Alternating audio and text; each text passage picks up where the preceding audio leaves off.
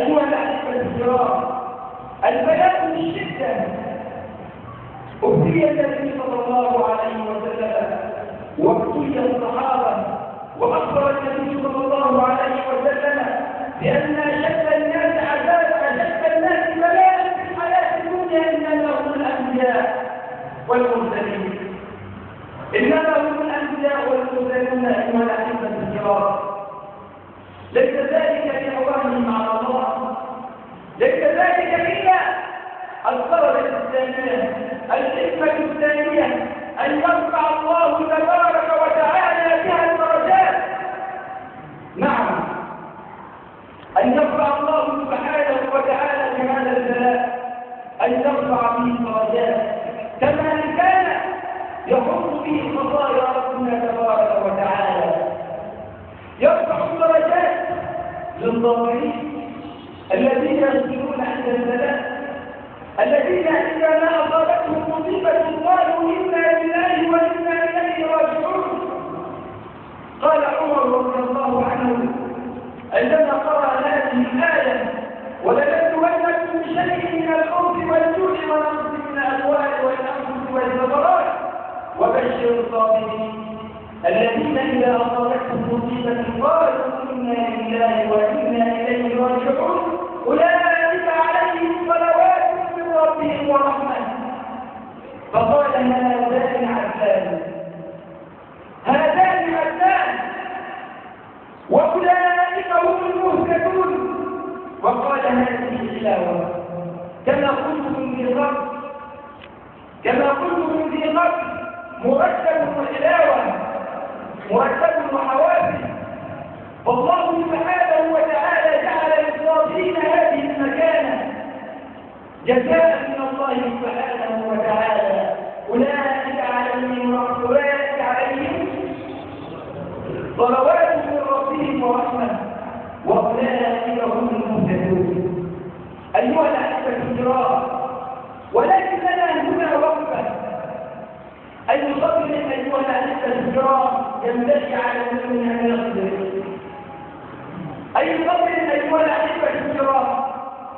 فالصبر نوعان: صبر اختياري وصبر اضطراري.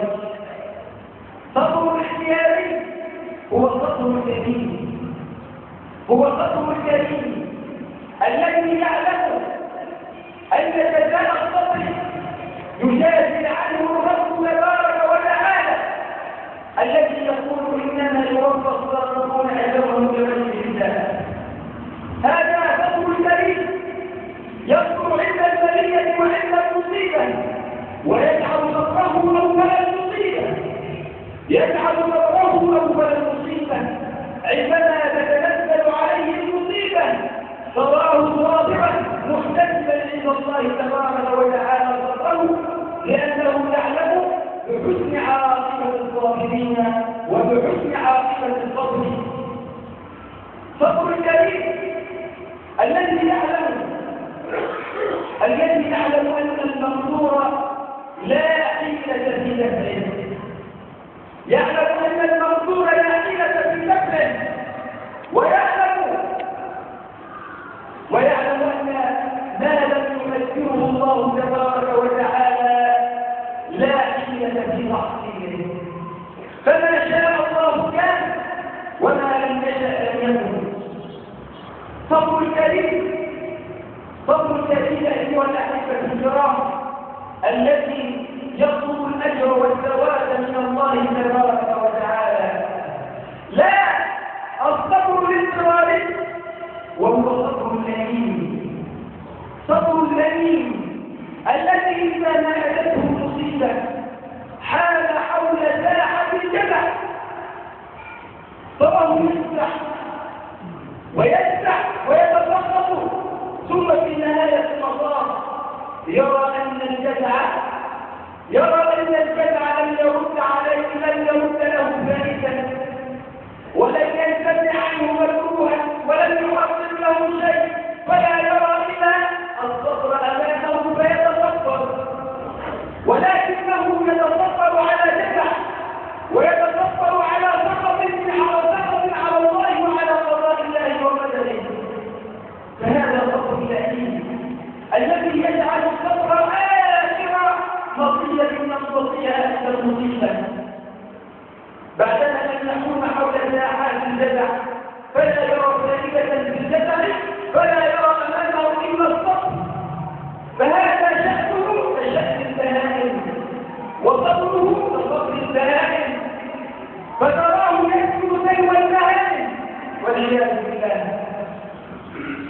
أيها الأحبة الكرام، تعلموا من نبينا صلى الله عليه وسلم كما جاء وروي عن أنس رضي الله عنه أن رسول الله صلى الله عليه وسلم مر على امرأة تبكي عند القبر فقال لها اصبري، فقالت إليك عني فإنك لم تصب بمصيبتي ولم تعرفني، لم تكن تعرف النبي صلى الله عليه وسلم. فقيل لها إنه رسول الله صلى الله عليه وسلم، فأتت النبي صلى الله عليه وسلم وقالت لا تحرمني، فقال لها إنما الصبر عند الصدمة الأولى. هذا الصبر الجميل، إنما الصبر عند الصدمة الأولى. أيها الإخوة الأحبة الكرام، إنما الصبر عند الصدمة الأولى. فنسأل الله تبارك وتعالى أن يجعلنا من الصابرين المحتسبين، وأن يجعلنا من المعافين من البلاء أجمعين. وتوبوا إلى الله جميعا أيها المؤمنون لعلكم تفلحون.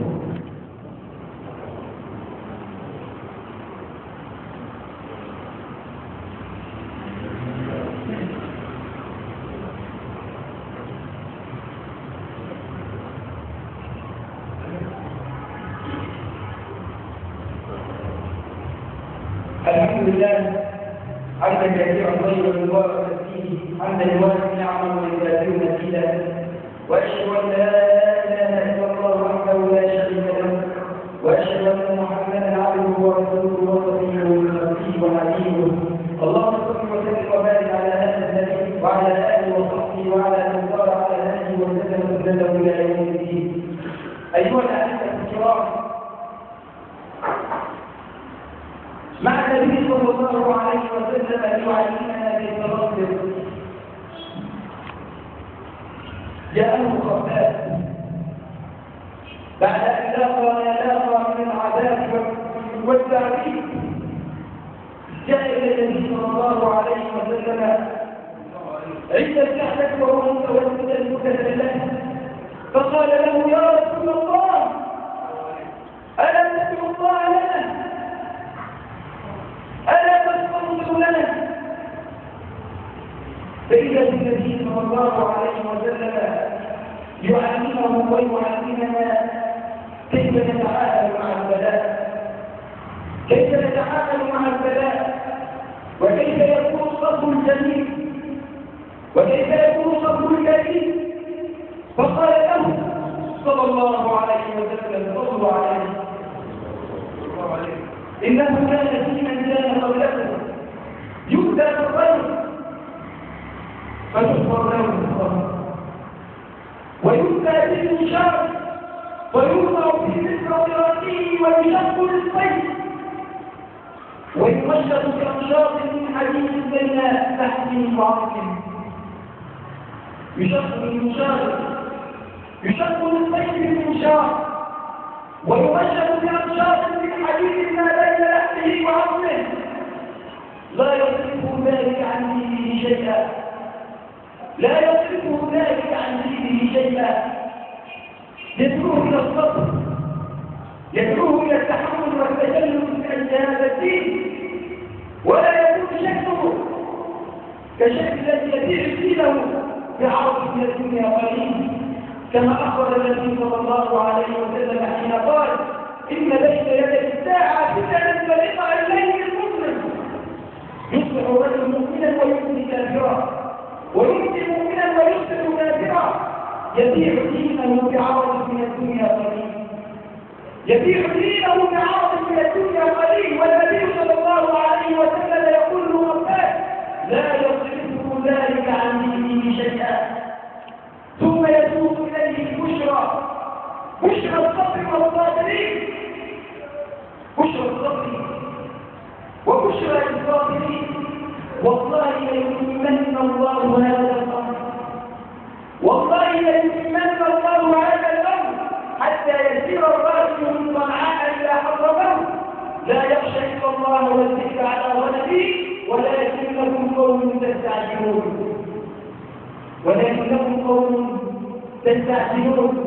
يرجع النبي صلى الله عليه وسلم بعد رحلته من الطائف ومعه غلام زيد بن حارثة رضي الله عنه يرجع بعدما أن أغرى السفهاء الجنان والصبيان فألقى رسول الله صلى الله عليه وسلم الحجارة ورسول صلى الله عليه وسلم فإذا النبي صلى الله عليه وسلم يرجع ويريد أن يدخل مكة فيقول له يا زيد يا رسول الله ارجع إلى مكة وقد أخرجونا الأعداء والصدق والرد فيقول له رسول الله صلى الله عليه وسلم الواثق في ربه تبارك وتعالى والذي يغفر له الكريم يا زيد إن الله جاعل لما ترى فرجا قريبا ومخرجا إن الله جاعل لما ترون فرجا قريبا ومخرجا أيها الأحبة الكرام إن الله تعالى جاعل لما ترون فرجا قريبا ومخرجا فنري الله تبارك وتعالى صبرا عند البلاء صبرا عند البلاء صبر كصبر الكريم صبر كصبر يوسف عليه السلام الذي قال لإخوته بعدما لاقى منهم ما لاقى قال لهم لا تثريب عليكم اليوم يغفر الله لكم. أيها الأحبة الكرام ما زلنا نتواصل معا حول هذه السنة الربانية سنة الله تبارك وتعالى في خلقه البلاد ونستقي قريبا إن شاء الله تبارك وتعالى مع البلاء بالخير وكيف تكون الفتنة بالخير أشد من الفتنة بالشر. نسأل الله تبارك وتعالى أن يمثلنا وإياكم على الحق. اللهم اغفر لنا ذنوبنا وإسرافنا في أمرنا وثبت أقدامنا وانصرنا على القوم الكافرين. اللهم ثبت أقدامنا وانصرنا على القوم الكافرين. اللهم ثبت أقدامنا وانصرنا على القوم الكافرين. اللهم اغفر لنا ذنوبنا وإسرافنا